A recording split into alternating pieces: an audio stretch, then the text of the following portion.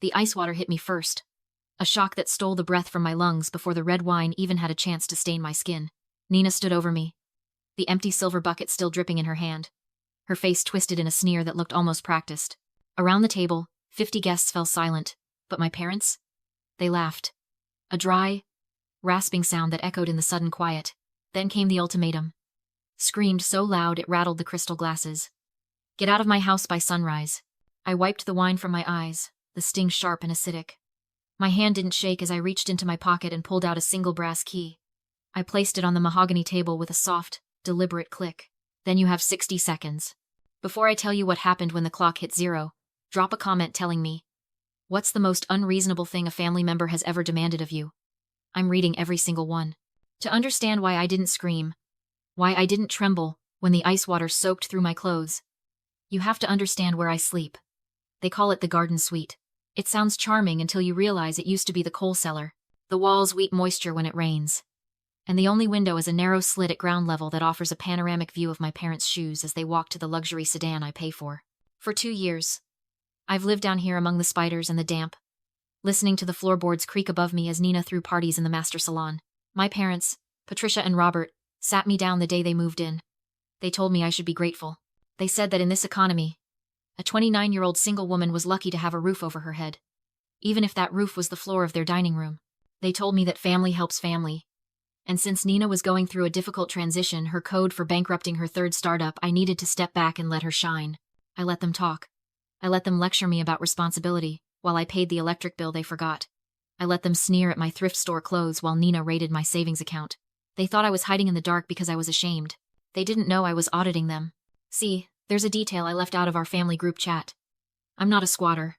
I didn't move back home because I failed. I bought this estate 2 years ago. I purchased the title through a blind LLC, signed the deed with a digital notary, and leased it to myself for $1 a month. To them, I'm Jessica, the failure who needs a place to crash. To the county recorder, I am the landlord. And tenants? Tenants can be evicted. I opened my laptop, the screen glowing blue in the dim basement light. This was my ritual. Every night, while they slept in beds I owned, I updated the spreadsheet. It wasn't a diary. It was an indictment. I tracked every cent Nina siphoned from the household expenses account I'd foolishly given them access to. The numbers didn't lie. $450,000. That's what she'd bled from me in 24 months. She thought she was clever, burying the transactions in shell companies and consulting fees for her influencer brand. She thought she was stealing from a sister who merely dabbled in numbers. She forgot what I actually do for a living.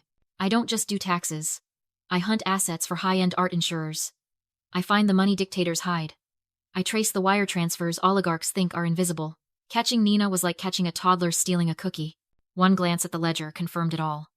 The business trip to Cabo, the lease on Kevin's sports car, the vintage jewelry she claimed was an heirloom. All of it paid for with my blood and sweat.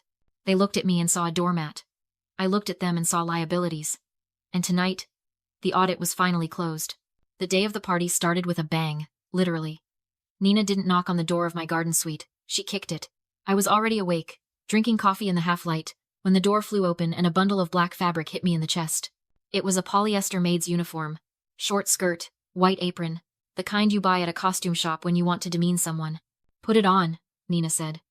She was already in her dressing gown, a clay mask cracking on her face. Kevin's parents are flying in from Connecticut. The caterers are short-staffed, and I need someone to man the champagne tower. Don't embarrass me. I looked at the cheap fabric pooling on my lap. I'm not wearing this, Nina. And I'm not serving your guests. You live here rent-free. She snapped, her voice rising to that shrill pitch that usually made our parents come running. You contribute nothing. The least you can do is hold a tray. I stood up, letting the uniform slide to the floor. I didn't argue. I didn't explain that my rent-free existence was actually costing me 6 figures a year in property taxes and maintenance. I just walked past her, up the stairs, and into the living room. Patricia and Robert were there, arranging flowers. When they saw me, their faces fell. It wasn't anger, it was disappointment. Deep, visceral disappointment. Jessica, please, my mother sighed, adjusting a hydrangea. Just do this for your sister. It's her big day. She wants me to wear a costume, Mom. She wants me to serve drinks to people I went to high school with. So? Robert didn't even look up from his iPad. It's honest work. Humility would be good for you. I looked at them. really looked at them. And I finally understood the mechanism of their cruelty. For years, I thought they hated me. I was wrong. You don't hate a toaster. You don't hate a blender. But when you push the lever and the toast doesn't pop up, you don't ask the toaster how it's feeling. You don't empathize with its internal wiring. You hit it. You shake it. You get frustrated because it has one job, and it is failing to perform. To Patricia and Robert, I wasn't a daughter. I was an appliance that had stopped working.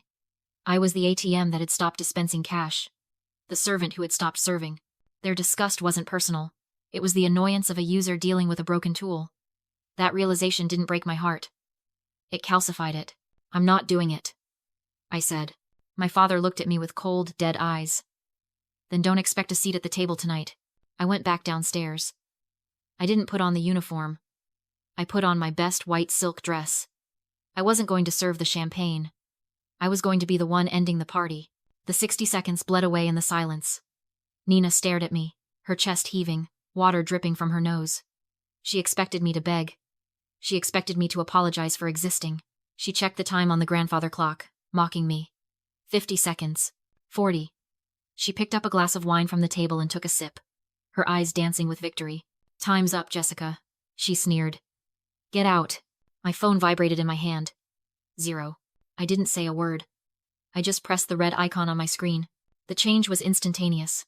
The soft, golden ambient lighting that bathed the room died instantly, plunging the manor into absolute darkness. A collective gasp rippled through the 50 guests. Then, a second later, the emergency strobes kicked in. Harsh, blinding white flashes pulsed at a disorienting rhythm, turning the elegant dinner party into a crime scene. The music cut out with a digital screech. The electronic locks on the French doors slammed home with the heavy thud-clack of industrial deadbolts engaging. What did you do? Nina screamed, her voice rising an octave. She ran to the light switch and frantically flipped it up and down. Nothing. Then, the voice filled the room. It wasn't my speaking voice. It was a pre-recorded announcement I'd set up weeks ago, amplified through the hidden security speakers in every corner of the house. It was calm, synthetic, and deafening. Security alert. Ownership consent revoked. All individuals on the premises are now trespassing. Authorities have been notified. Please exit via the front gate immediately. Turn it off! Robert roared, stumbling toward me in the strobe light. Jessica, stop this childish game right now. I looked at him, screaming at a speaker system, powerless against the code I'd written. He looked small. For the first time in my life, he didn't look like a giant. He looked like an old man yelling at the dark. I can't turn it off, Dad, I said, my voice cutting through the chaos. The system is automated, and it doesn't recognize you as residents anymore. I watched the panic set in. The guests were pulling out their phones, the screens glowing like fireflies in the flashing dark. They weren't recording the party anymore. They were recording the collapse. The heavy oak front doors didn't open. They burst inward. There was no polite knock, no waiting for someone to answer. The security team moved with the fluid precision of a unit that usually guarded Rembrandts, not residential hallways. 4 men in tactical black gear swept into the foyer, their boots heavy on the marble. They weren't police. Not yet. Police ask questions. Police try to de-escalate domestic disputes. Private security works for the person who signs the check. Clear the room, the team lead barked. He didn't yell, but his voice carried over the strobes and the siren. He walked straight to me, ignoring the chaos. Miss Jessica, we have the perimeter secured. Remove them, I said, pointing to the head of the table. Robert surged forward, face purple. I'm her father. This is my house. The team lead didn't flinch. He stepped in front of him, pulled a sealed document from his vest, and shoved it into my father's chest. I'm not here to debate family ties, sir. I'm here to serve a forensic audit and liability waivers. Evidence of embezzlement, wire fraud, and grand larceny totaling $450,000. I added calmly. You're not a resident, Dad. You're a risk. The room fell silent. This wasn't a family argument anymore. It was a crime scene. 2 guards seized Nina. She screamed, tried to strike one, but was twisted around and marched out, no cuffs, just cold efficiency. You can't do this, we're family, Patricia cried. You're trespassing, the lead replied. Escort them out the service exit.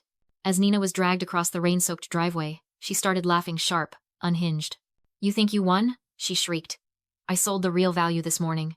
My blood froze. The sea storm paintings, she cackled. Grandma's. I cracked the safe weeks ago.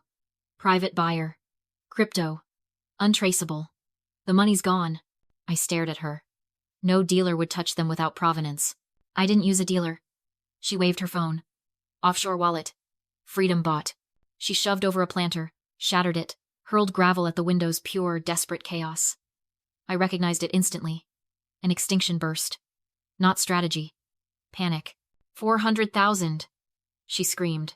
You'll never see it. I let the rain fall. Then I smiled. I know you sold them, Nina. $412,000, 9:15 a.m. Her grin collapsed. How do you know? I held up my phone. Buyer confirmation. Because I bought them. Her face drained. If you'd only stolen them, it would have been civil. I continued. But you sold them. Interstate wire transfer of stolen goods? Money laundering? Federal. Sirens swallowed the night. Unmarked cars flooded the drive. I paid you so you'd sign your own confession. I whispered. You didn't win. You just bought yourself a mandatory minimum. The agents took her without a word. When the house finally went quiet, I climbed the stairs to the master suite she'd claimed. I stripped the sheets she'd bought with my money and threw them into the storm. Later, I deleted every smart home user but mine. System secure. The voice confirmed. I slept in the master bedroom that night. Door unlocked. The monsters were gone. I didn't just get my house back. I got my life back.